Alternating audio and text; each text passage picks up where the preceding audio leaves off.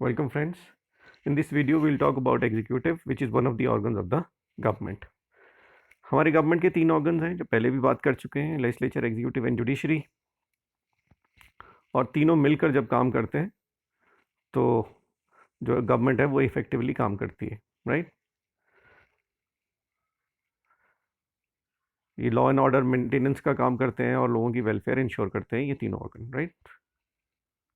अब यूजुअली ये तीनों अपनी अपनी पेरिफेरी में काम करते हैं, लेकिन जब हम बात करते हैं specifically parliamentary form of government का, तो इन parliamentary form of government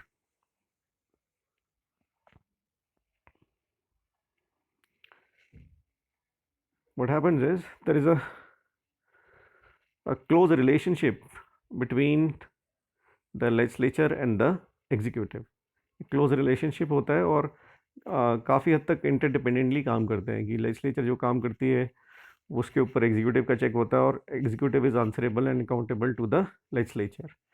so एक पार्लियामेंट्री फॉर्म ऑफ गवर्नमेंट हमारा स्पेसिफिक जो टारगेट है वो रहेगा इसमें। और along with it certain other questions हैं जिनका आंसर हम ढूंढने की कोशिश करेंगे इस चैप्टर में, जैसे कि what is the difference between parliamentary and presidential executive and constitutional provisions or position of the president and functioning of the council of ministers and the importance and functioning of administrative machinery। ये सब बातें हम इस chapter में करने वाले हैं, right. So talking about executive, अगर हम एग्जीक्यूटिव की बात करें, एग्जीक्यूटिव है क्या, इसमें छोटा सा एग्जाम्पल दिया आपकी बुक में, अगर आप इसको देखें थोड़ा सा तो आपको इसको समझने में आसानी हो जाएगी। दैट इज़ आपके स्कूल में एडमिनिस्ट्रेशन के काम डिसीजंस कौन लेता है, कब स्कूल लगेगा कब नहीं लगेगा, या कौन सी क्लास में कौन टीचर जाएगा, टाइम टेबल क्या होगा। This is the responsibility of the administrator, और वो एडमिनिस्ट्रेटर कौन है, आपके प्रिंसिपल और मैनेजमेंट। तो इसी तरह से कंट्री को चलाने के लिए भी एक ऐसा ग्रुप की ज़रूरत होती है जो ये इंपॉर्टेंट डिसीजंस लेता है, ठीक है। वन बॉडी में take decisions, right. Here we are. One body may take policy decision and decide about rules and regulations, while the other would be in charge of implementing those rules. तो एक rules and regulation बनाने का काम करती है और दूसरा implement करने का काम करती है। तो वो एजेंसी गवर्नमेंट की जो रूल्स एंड रेगुलेशंस को इम्प्लीमेंट करने का काम करती है, ठीक है, दैट इज एग्जीक्यूटिव। देखिए यहाँ पर मैं हाईलाइट करता हूँ, is the branch of the government responsible for the implementation of laws and policies adopted by the legislature. The executive is often involved in framing the policy. The official designation of executive may vary from country to country. अब law making के साथ साथ policies adopt करना, policies को बनाना, ये सब काम जो एग्जीक्यूटिव के हैं। इसके साथ साथ जो ये एग्जीक्यूटिव होता है, टॉप मोस्ट एग्जीक्यूटिव जो है, एग्जीक्यूटिव ब्रांच में बहुत सारे लोग आते हैं, लेकिन जो टॉप मोस्ट एग्जीक्यूटिव है उसका जो टाइटल है या डेजिग्नेशन आप जिसको बोलते हैं, वो वेरी कर सकता है फ्रॉम कंट्री टू कंट्री। कुछ कंट्रीज में प्रेसिडेंट कहा जाता है, राइट, कुछ में चांसलर कहा जाता है, ठीक है, और कुछ में दोनों का कॉम्बिनेशन भी हो सकता है। अलॉन्ग विद इट, इसके साथ साथ इसमें और कौन लोग होते हैं, civil servants, right. Civil servants होते हैं जो कि जिनको कि हम परमानेंट एग्जीक्यूटिव कहते हैं, ठीक है।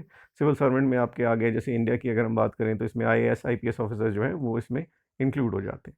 तो ये सब लोग मिला के एग्जीक्यूटिव को बनाते हैं। अब बात आती है दूसरा क्वेश्चन कि what are the different types of executive, अलग अलग टाइप के एग्जीक्यूटिव क्या हो सकते हैं। देखिए, अगर हम बात करें ब्रॉडली तो ये आपका एक फिगर है आपके बुक में, उससे बड़ा इजीली इसको समझाया जा सकता है। देखिए, टाइप्स ऑफ एग्जीक्यूटिव की बात करें तो बेसिकली इसको हम तीन तरीकों में, तीन कैटेगरीज में बांट सकते हैं, parliamentary, semi presidential and presidential. अब ये क्यों, कैसे हमने बांटा है, देखिए, first is system based on principle of collective responsibility. जहां पर कलेक्टिव रिस्पॉन्सिबिलिटी है वो तो ये दो कैटेगरीज में आ जाएगा। कलेक्टिव मतलब एक आदमी नहीं, एक से ज़्यादा लोग कलेक्टिवली रिस्पॉन्सिबल है फॉर द एडमिनिस्ट्रेशन, और लीडरशिप कलेक्टिव एक आदमी से ज़्यादा के हाथ में है। अगर सिस्टम ऐसा है जहां पर इंडिविजुअल के हाथ में सारी लीडरशिप है, एक ही आदमी के हाथ में, तो वो प्रेसिडेंशियल है, ठीक है। तो इस पे हम बाद में आते हैं, लेट्स गो बैक। तो what can be the different types of executive?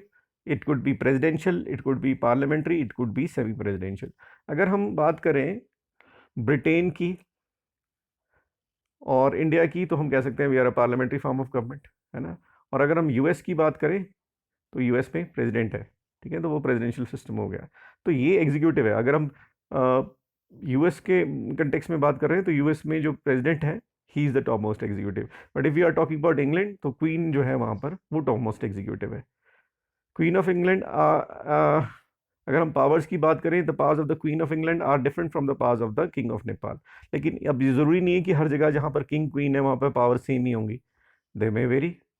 जैसे कि किंग ऑफ नेपाल और जो पहले था, अभी तो है नहीं, अभी तो वहाँ पे भी डेमोक्रेसी है, मोनार्की उन्होंने ख़त्म कर दिया। लेकिन अगर कहीं किसी भी फॉर दैट मैटर किसी भी कंट्री की बात करें तो किंग की पावर्स वेरी कर सकती हैं। क्योंकि अगर इंग्लैंड की बात करें हम तो इंग्लैंड में भी जो मोनार्की है, क्वीन का जो रूल है वो कॉन्स्टिट्यूशनल मोनार्की है, मतलब कॉन्स्टिट्यूशन से ऊपर नहीं है वहाँ पे भी क्वीन, वो भी कॉन्स्टिट्यूशन के अंडर है, यानी कि उसको भी कॉन्स्टिट्यूशन को फॉलो करना पड़ता है, right. So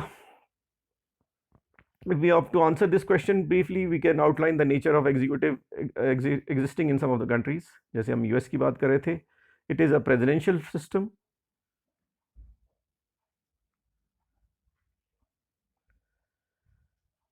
And executive powers are in the hands of the president. जैसे मैंने आपको कहा, अकेले प्रेसिडेंट के हाथ में सारी एग्जीक्यूटिव पावर्स हैं। अगर हम कनाडा की बात करें, इट्स अ पार्लियामेंट्री डेमोक्रेसी और वहाँ पर कॉन्स्टिट्यूशनल मोनार्की है और जो क्वीन एलिजाबेथ है वो वहाँ की रूलर है, फॉर्मल चीफ जो है वो वहीं की है, क्वीन ही है। Then head of the government is the prime minister. और फ्रांस की अगर हम बात करें तो फ्रांस में प्रेसिडेंट है, प्राइम मिनिस्टर है, and are a part of a semi presidential system है उनका, ठीक है। तो ऐसे बहुत सारे एग्जांपल्स हैं जिनको हम ले सकते हैं of different countries which include Japan, Russia, अलग अलग तरह के सिस्टम है। तो मतलब वो सिस्टम वेरी कर सकता है और वहाँ पर पावर्स और पोजीशन जो हेड ऑफ द गवर्नमेंट और हेड ऑफ द स्टेट है उसमें वेरी कर सकती है। एक बात और यहाँ मैं इंपॉर्टेंट बताना चाहता हूँ कि अगर आप ये समझ लेंगे तो समझ आसान हो जाएगा समझना। देखिए, एक बात होती है हेड ऑफ स्टेट और एक है हेड ऑफ द गवर्नमेंट। ये दो अलग अलग चीज़ें हैं।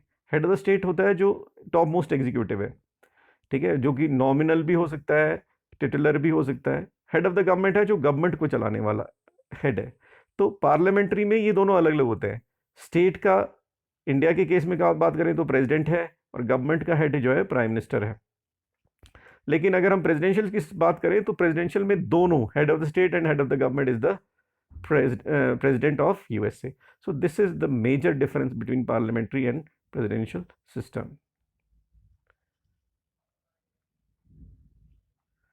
right? So presidential system की हम बात कर रहे थे। President is the head as well as the he is the head as well as the head of the government as well as the head of the state. In this system, office of the president is very powerful both in theory and practice.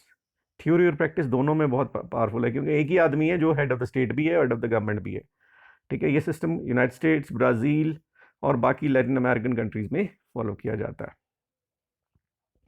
ये हम बात कर चुके हैं, इसको फिर last में इस पे वापस आएंगे एक बार। अब पार्लियामेंट्री सिस्टम में क्या होता है, यहाँ पर हेड ऑफ द गवर्नमेंट तो कोई और है और हेड ऑफ द स्टेट कोई और है। Head of the government usually कौन होता है इसमें? The prime minister, he is the head of the government.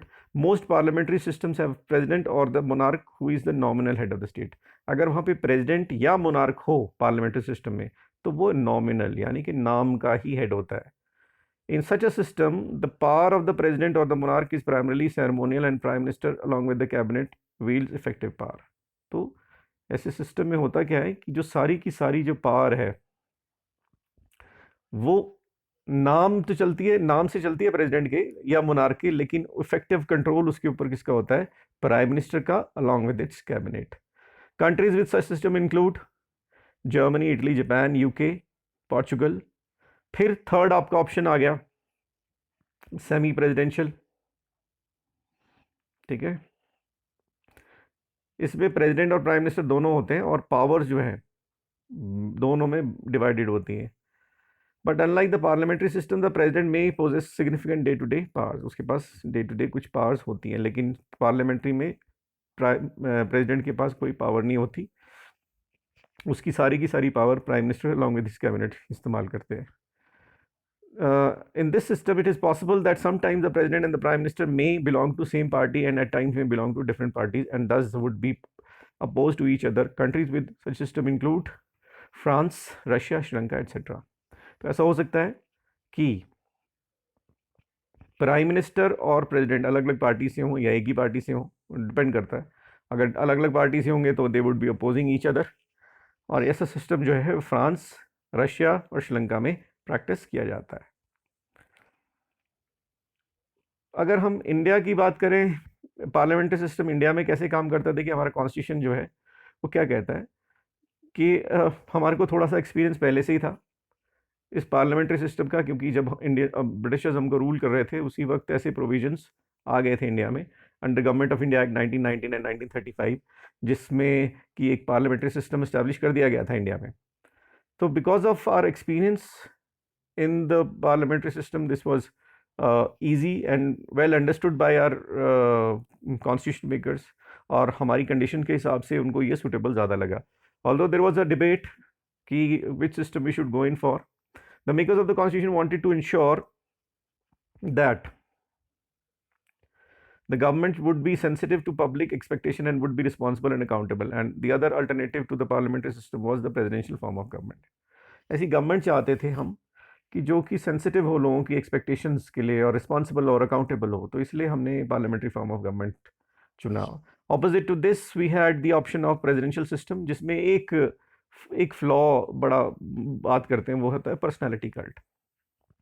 मान लीजिए अगर उसकी पर्सनैलिटी जो प्रेसिडेंट बन गया, क्योंकि उसके पास एनॉर्मस पावर है ना, he is the head of the state as well as head of the government.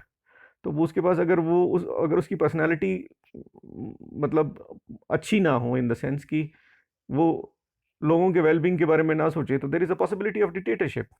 So because of this reason the makers of the constitution, along with their experience of and being well aware and versed with the parliamentary system, thought that parliamentary system is more practical for India, और इसलिए parliamentary system को opt किया गया India में.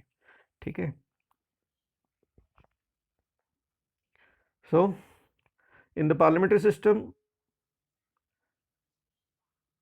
many mechanisms are there to ensures executive accountability. बहुत सारे हैं, जिसमें सबसे बड़ा तो यही है कि लेजिस्लेचर के लिए वो कॉन्टिन्यूसली अकाउंटेबल होता है. जो भी काम करती है एग्जीक्यूटिव, उसके लिए they are answerable to the legislature. और जो हमारे जो रिप्रेजेंटेटिव्स हैं वो उनसे कॉन्टिन्यूसली इस बारे में, एडमिनिस्ट्रेशन के बारे में, उनके डिसीजंस के बारे में क्वेश्चन पूछते रहते हैं. तो हमारा ये जो पार्लियामेंट्री सिस्टम है ये state as well as national दोनों लेवल्स पे काम करता है.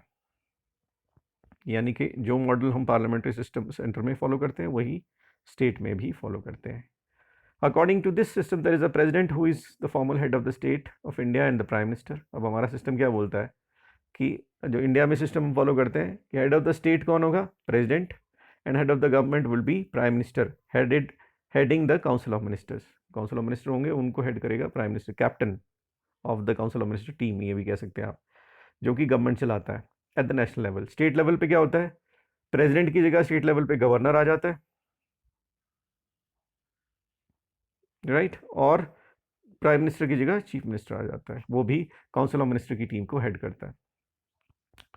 Constitution of India vests the executive power of the Union formally in the President. In reality, President exercises these powers through Council of Ministers. और ये भी थोड़ा सा इम्पोर्टेंट है कि हमारा कॉन्स्टिट्यूशन कहता है कि जो सारी एग्जीक्यूटिव पावर है वो प्रेसिडेंट के पास है, लेकिन प्रैक्टिस में वो सारी की सारी पावर्स प्रेसिडेंट खुद एक्सरसाइज नहीं करता, खुद इस्तेमाल नहीं करता उसका, बल्कि वो सारी की सारी पावर्स एक्सरसाइज होती हैं, प्राइम मिनिस्टर करता है along with the council of ministers.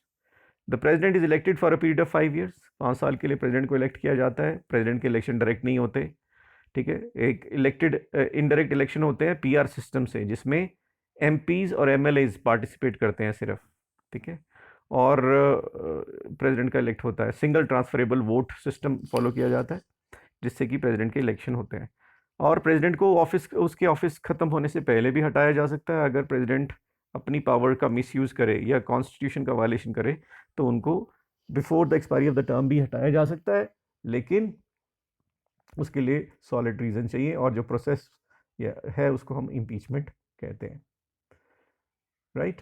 We have already seen that the president is the formal head of the government. In this formal sense, president has wide-ranging executive, legislative, and judicial emergency powers.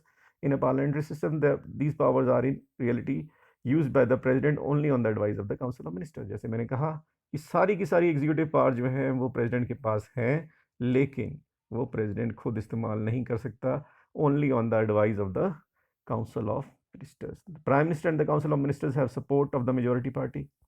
अगर हम बात करें prime minister की, तो prime minister के पास इतनी power कहाँ से आती है? Because he is the leader of the majority party in Lok Sabha, and in most cases the president has to follow the advice of the council of minister.